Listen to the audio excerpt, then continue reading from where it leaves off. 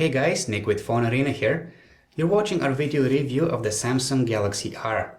What we have here is the second best smartphone that Samsung currently has to offer, with the highly acclaimed Galaxy S2 being number one in the list, of course. What the Samsung Galaxy R is meant to be is more or less a downgraded version of the S2, and the differences between the two devices are several. First of all, there's a 4.2-inch super clear LCD on the R as opposed to the 4.3-inch Super AMOLED Plus that the Galaxy S2 has. Secondly, there's a 1 GHz dual-core Tegra 2 chip inside the Galaxy R. And thirdly, the Galaxy R has a 5-megapixel camera with LED flash on its back, which replaces the 8-megapixel one that the Samsung Galaxy S2 has.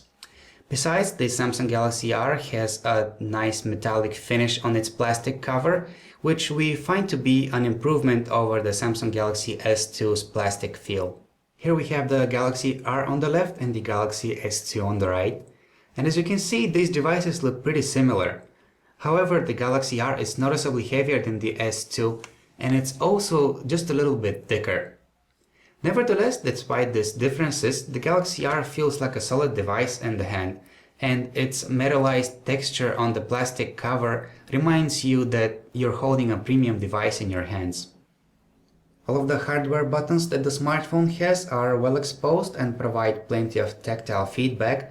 At the same time, they are hard enough to prevent any accidental presses while the device is resting in your pocket. What we have on the front of the Samsung Galaxy R is a great-looking 4.2-inch super clear LCD with a resolution of 480 by 800 pixels. When compared with the display found on the Galaxy S2, this one is noticeably brighter and delivers some more natural colors. However, the display on the S2 delivers some deeper blacks and has more impressive contrasts. Nevertheless, with its good viewing angles, we were impressed with the screen on the Galaxy R as well. The Samsung Galaxy R is more or less identical to the S2 in terms of appearance. What you get out of the box is Android 2.3.4 Gingerbread, which has been beautified by Samsung's very own TouchWiz 4.0 interface, with some pretty icons and smooth transition animations. As you might expect, you get 7 customizable home screens.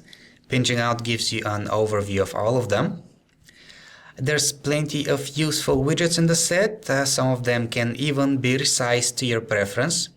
The 1 GHz dual-core Tegra 2 chip that powers the smartphone handles navigation perfectly as long as you do not push it too much. Having a live wallpaper like the one that we have set up here, for example, along with lots of widgets, can result in slight choppiness when switching home screens. Under normal conditions, however, the chip zips through menus and applications fairly easily. In terms of software, Samsung has done a great job at covering all the basics for you. For example, the Social Hub is one of the applications that you'll probably end up using quite often because it offers you instant access to multiple email accounts, social networks, or instant messengers simultaneously. You will also probably like the Music Hub application, which lets you browse and purchase music straight from your device. Another application which we liked is the Reader's Hub, which has a good selection of newspapers, books and magazines which you can preview or purchase. And for the times when you're feeling bored, there's the Game Hub, which has a selection of social-friendly games which you can play online with players from all over the world. You also get some essential tools such as a file browser, photo editor, a downloads manager, an office application, and even a mini diary. Here is the stock internet browser on the Samsung Galaxy R, and without any doubt we can say that it gets its job done flawlessly. Even the heaviest web pages load quickly, and having Adobe Flash animations running has no noticeable effect on the browser's performance. Pinch to zoom works without a hitch, and if you prefer, you can zoom in and out on paragraphs or columns by double tapping on the display. Something cool that Samsung has added to the browser is the ability to have a side-by-side view of all your open tabs when you pinch out, and after doing so you can also open new tabs or close the ones you have already opened. Here's what the camera user interface on the Samsung Galaxy R looks like. It offers you plenty of shooting scenes, including smile shot, panorama, macro, and candlelight. Tap to focus is present as well, and the shutter delay is not something to complain about. As far as image quality is concerned, the 5 megapixel camera with flash on the Galaxy R is not as potent as the 8 megapixel camera found on the S2, as it doesn't seem to be capable of taking good shots in low light conditions. But that aside, colors are fairly accurately captured without being overly saturated, and there is lots of detail in the shots.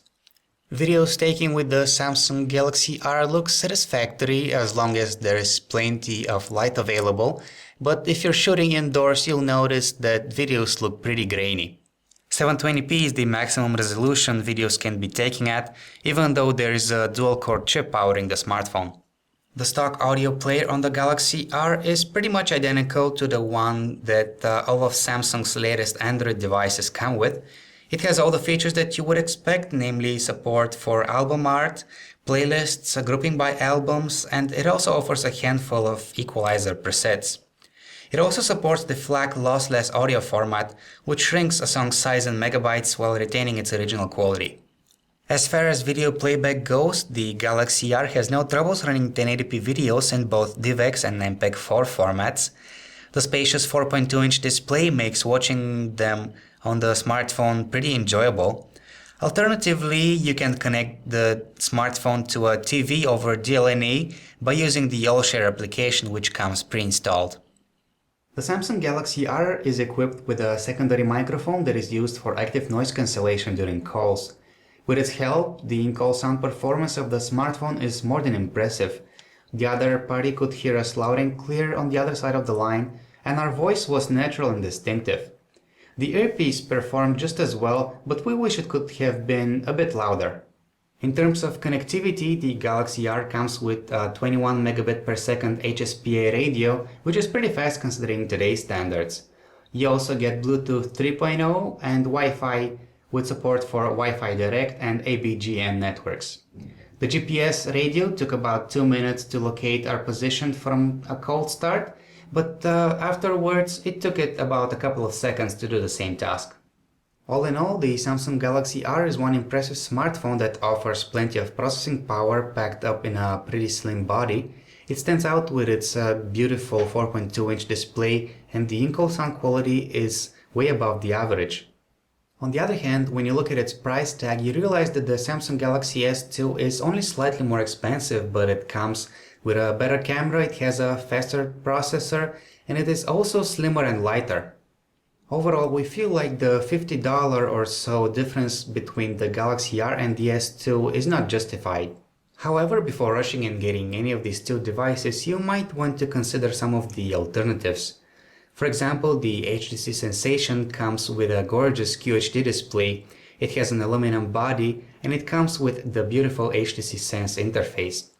Another smartphone that is worth your attention is the Sony Ericsson Xperia Arc S, which may not have a dual-core processor inside, but it has a unique curved design and it packs a snappy 8 megapixel camera.